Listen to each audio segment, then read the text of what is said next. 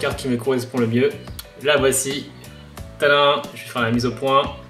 Et ben c'est tout simplement Arclight Phoenix. Je trouve que déjà le Phoenix, c'est une carte qui me correspond beaucoup, dans le sens où, bah voilà, comme vous savez, je fais pas mal de sport, je fais du volley. En fait, j'ai eu une saison assez catastrophique depuis 2 ans, où bah voilà, ça fait 15 ans que je joue au volley, voire plus. Et je me suis fait 2 entorses à la cheville, je me suis fait une opération aussi de la tête, et une grosse blessure. Et ben du coup, je retourne à la salle de sport, je fais de la muscu pour récupérer tout ça, je vais voir les kinés.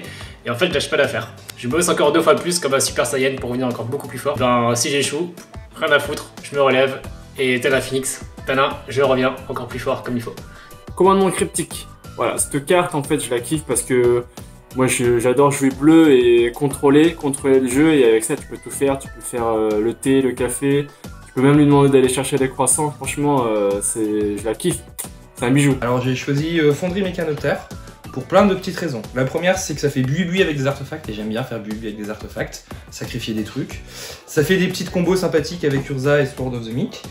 Et puis surtout, gros avantage de cette carte, c'est qu'elle est comme moi, le traducteur il est un peu comme moi, il est fini à la piste niveau anglais et français, et donc il a traduit ça de manière assez farouche, et ça ressemble à rien. Et du coup c'est très rigolo de jouer cette carte, parce que les mecs ne savent pas du tout ce que ça fait, vu que le texte est totalement fou. La première, celle qui me correspond le plus, c'est mon Animar Foil Jap. C'est mon général préféré, étant donné que je suis un joueur de Duel Commander, je pense que c'est la carte qui me correspond. Et donc la voilà. Terminus, la meilleure carte du moderne, la plus forte. Pourquoi? Eh bien parce que Terminus en fait elle rase the board pour un blanc si on a top deck, et ça met sur les bibliothèques, donc il n'y a pas de cimetière, de dread ou je sais pas quoi, tout dégage. En plus, elle est jouée dans les meilleures versions du jeu, les versions miracle, et je l'aime beaucoup, elle me correspond. Pourquoi? Parce qu'elle fait rager l'adversaire. Et oui, parce que du coup, il voit que tu as top deck, il perd la game dessus, tu vois, son board il dégage, hop, et toi toi tu fais genre c'est le talent, machin. Et lui, il tilte un peu quoi. Du coup, j'aime beaucoup cette carte.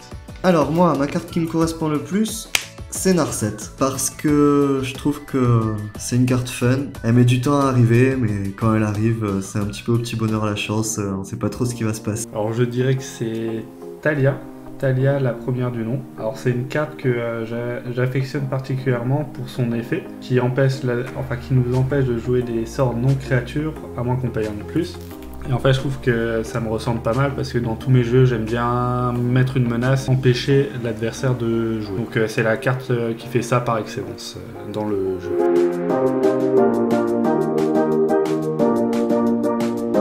Alors la plus belle, je sais pas si c'est la plus belle, mais elle je l'admire, c'est Pilipala. Yes, je suis réputé à Strasbourg pour jouer cette carte qui est une carte folle. Je l'admire pourquoi? Parce que y a que moi qui l'ai joué en tournoi, faut le faire hein. Et non, parce qu'en fait, t'as pu faire des trucs de fou, mais voilà, c'est tellement fragile que je trouve ça admirable de pouvoir jouer avec ce genre de carte quand même en tournoi. Voilà, big up.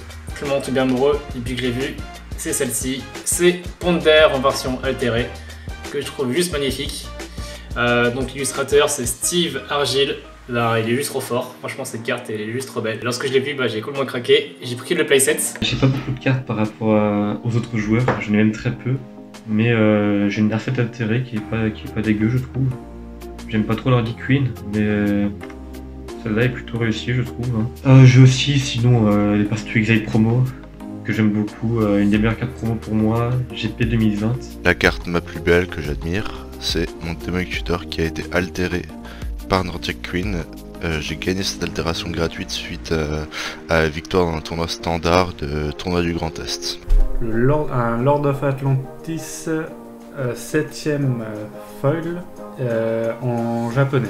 Alors pour les gens qui me connaissent, ils savent que j'ai un deck full foil Jap, et c'est je pense ma plus belle carte parce que déjà le foil de la 7ème, il y a une petite étoile filante qui est en surbrillance, et j'adore le dessin parce que c'est le genre de dessin qu'on voit plus maintenant. C'est vraiment un peu pas avec ça change des dessins actuels avec la pose badass du personnage de la carte.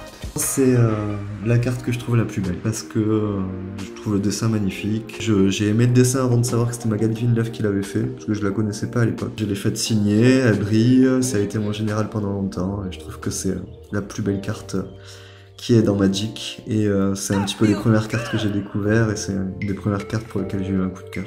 C'est une carte assez ancienne qui est assez jolie parce qu'en fait c'est une colère de dieu brillante, 7ème édition. Et du coup on voit bien les bords noirs qui sont assez rares cette illustration. Et c'est la première édition foil de cette carte. Et elle est vraiment très jolie. Donc je vais m'approcher un petit peu pour que vous puissiez en profiter. C'est une carte qui m'a été offerte il y a très longtemps par celui qui aurait pu être mon beau-frère. Et qui en fait n'est que l'ex de ma soeur.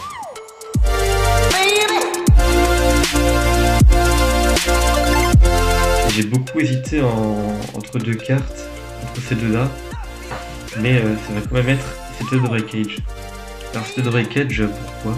Au RPTQ à Paris, en équipe de 3, en standard, je jouais Esper Control et j'ai perdu la game. J'ai perdu la game 3.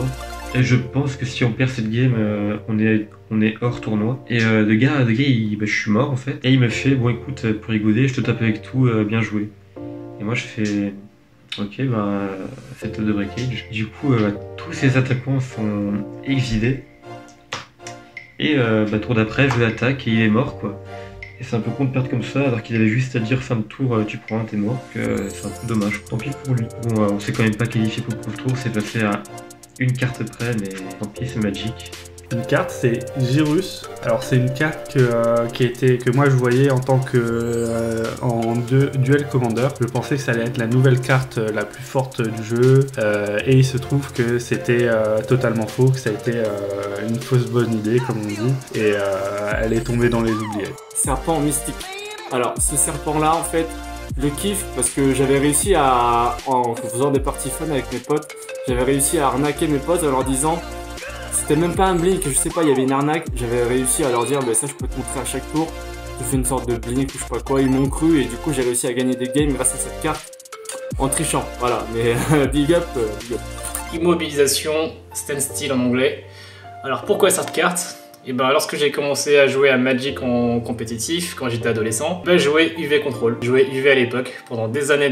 Et lorsque j'ai fait mes premiers tournois, en fait c'était à Mulsanne que j'ai rencontré Franck. Trop drôle, il avait les cheveux longs et tout, c'était un vrai rebelle et tout. Franck, je l'ai connu lorsque j'étais ado, et maintenant c'est cool, on est toujours super potes et tout, c'est cool. Je jouais UV, parce que justement j'ai commencé le Magic, et voilà, j'étais pauvre étudiant et tout, j'ai dépensé pas mal de thunes là-dedans, comme tout le monde. Donc à l'université pour faire des études de géographie, des formations en photographie, en vidéo. Lorsque j'ai fini mes études en fait, j'ai pas joué pendant Magic pendant des années. J'avais pas mal d'argent qui traînait, j'avais mon deck justement UV qui traînait à la maison. Et ce qu'il fallait absolument, c'est que je devais vendre toutes mes cartes Magic, qu'il me fallait de l'argent pour m'acheter ma première caméra. J'ai vendu tous mes decks Legacy avec tout mon stock. Il y avait 4 Tundra en biland, il y avait des Force of Will, il y avait tous les fetch. Donc en fait, je suis allé à vendre divin.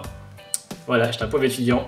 Et en fait, il m'a repris tout ça à quoi? Genre à 300 €, toutes mes cartes, alors qu'aujourd'hui, une Tundra, voilà, ça vaut pratiquement 150 balles. Et Anderson, en fait, il m'a dit, ouais, je rejoins à Magic et tout, machin, voilà, viens une fois au Meltdown, juste pour voir comment ça se passe et tout. Et simplement d'avoir justement les cartes en main, et de pouvoir rejouer à Magic, et là, en fait, c'était juste trop ouf. Du coup, j'ai racheté toutes les cartes, en fait, que j'ai vendues à l'époque, j'ai racheté plein de decks. Et voilà, à cause d'Adusson, du coup, je suis de retour dans le monde de Magic. Et pour moi, Immobilisation, c'est la carte, en fait, qui me rappelle tellement d'anecdotes. Donc la rencontre avec Franck, jouer UV, reprendre Magic et tout ça. Avec Yann, qui va nous justement faire une vidéo par la suite. Et à l'époque, lui jouait Gobelin, et moi, je jouais UV, et c'était vraiment la grande rivalité. Et c'est trop cool cette époque. Et là, vous allez comprendre un peu à quel point je suis un peu con. Donc c'est Mage du Parchemin. Alors j'ai joué cette carte dans mon tout premier deck standard à l'époque. Je jouais vraiment en standard compétitif. Donc c'était en Ravnica et Kamigawa. Et donc je jouais ça dans un Boros Agro, qui était un très bon deck à l'époque. Et la petite anecdote est la suivante, donc j'avais monté ce deck que j'avais testé pendant des mois et des mois avec un copain. Et la veille du championnat régional, du CR, on était à la boutique, et on a fait la fermeture de la boutique. Et avec toute la chance que j'ai eue, j'ai réussi à oublier mon deck là-bas. Conclusion, le lendemain matin, à 9 h, quand j'ai essayé d'aller au tournoi, j'avais plus de deck, j'ai pas pu faire les championnats régionaux, et j'ai arrêté du coup de jouer en standard à cause de ça. Atraxa, qui a été dédicacé par Victor Adama Minguez, j'étais en voyage à New York et j'ai vu qu'il y avait un grand prix à Hartford, donc j'ai pris le bus, j'ai pris 3 heures de bus le matin pour partir de New York pour aller à Hartford. J'ai passé une journée au GP là-bas, je me suis fait dédicacer la carte, j'ai joué un GP moderne, j'ai fait un 4-4 et je suis rentré. C'est Liliana du voile, parce que quand je me suis mis sérieusement à Magic, j'ai commencé à acheter des cartes un petit peu chères, et c'est là que je me suis mis complètement dans Magic, et c'est ce genre de carte qui a fait arrêter mon colocataire, et c'est surtout elle qui a rendu fou mon colocataire pendant longtemps quand on se faisait des petites parties entre nous et qui craquait.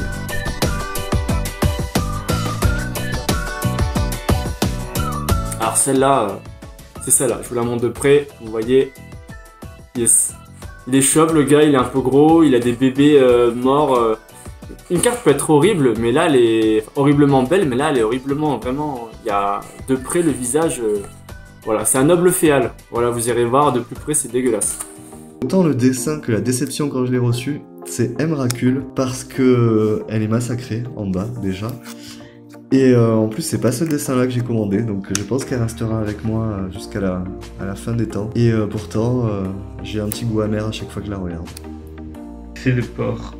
De porc, je le trouve vraiment très moche. J'ai pas pris une vieille carte parce que ça aurait été un peu trop simple. Mais ouais, non, de porc, ok, il est pas censé être beau vu que c'est un Eldrazi, machin. Mais je le trouve quand même vraiment très très moche. Même, enfin, il ressemble à rien, on sait pas où est la tête, rien ne va quoi. Cette carte c'est vraiment nulle, on n'a pas envie de la jouer, vraiment cette carte, on ne l'aime pas. La carte la plus moche, bah, sans surprise, c'est la Stase. C'est une carte qui est assez intéressante, très bizarre d'illustration. Pour moi, c'est raté. Voilà, clairement. Prisme céleste. Alors bien sûr, les goûts, les couleurs, ça ne se discute pas. Pourtant, bah voilà, je sais pas du tout ce que tu as voulu faire, Ami Weber pour l'illustration. Pas du tout, ça ressemble à une étoile filante.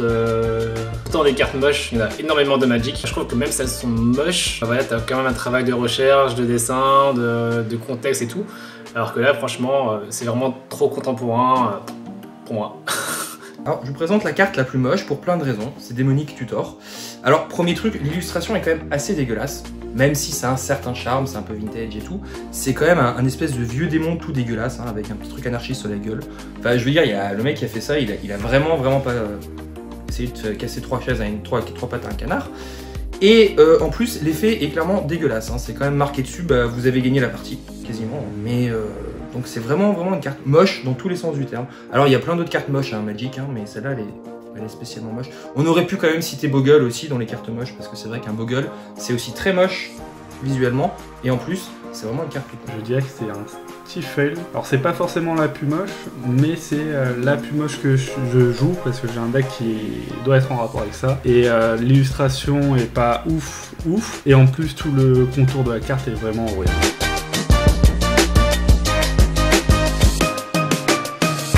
En français.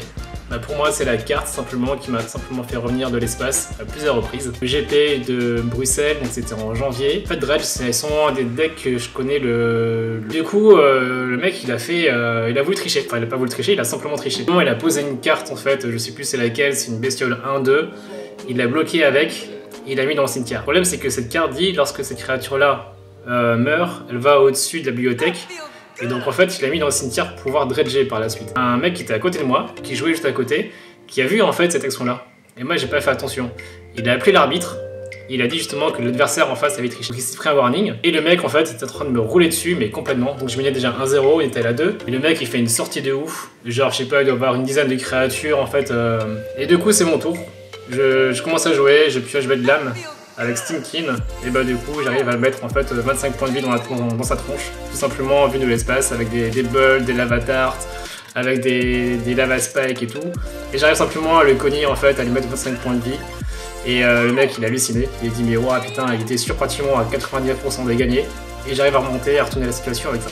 Donc voilà, en fait j'étais super content d'avoir gagné cette game contre un tricheur, grâce à cette carte qui m'a sauvé la vie.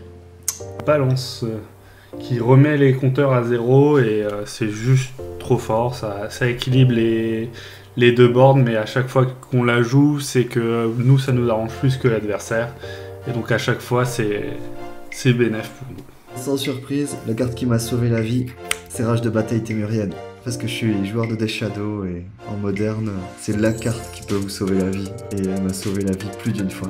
El famoso Snapcaster. Yes, celui-là à chaque fois j'ai kiffé.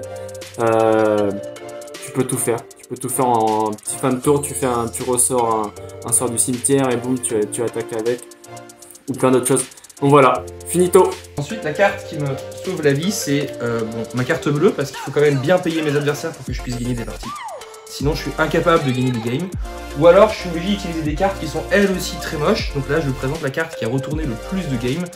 Ça s'appelle Peregrine Drake. Alors, c'est une carte un peu pas très connue, vous voyez, qui a la grande avantage d'être gratuite. Donc déjà, vous avez une carte gratuite, mais c'est encore mieux que gratuite parce qu'en fait, ça détape des terrains. Donc Voilà, donc ça fait tout un tas d'interactions et en général vous la jouez et puis vous gagnez la partie dans le tour parce qu'en fait bah, vous générez tout un tas de ressources. Et donc c'est des cartes qui sont vraiment pas très intéressantes. Sauver un tournoi qui m'a fait revenir de l'espace, c'est bien évidemment l'incursion dans la crypte. Ça permet de gagner 3 points de vie en exilant toutes les cartes de créatures du joueur ciblé. Comme je joue Meul en moderne, je vous laisse deviner le nombre faramineux de points de vie que j'ai gagné grâce à cette carte. La carte qui m'a sauvé le plus de games, Cryptic Command. Cryptic Command, le meilleur contre du moderne, pour moi, hein.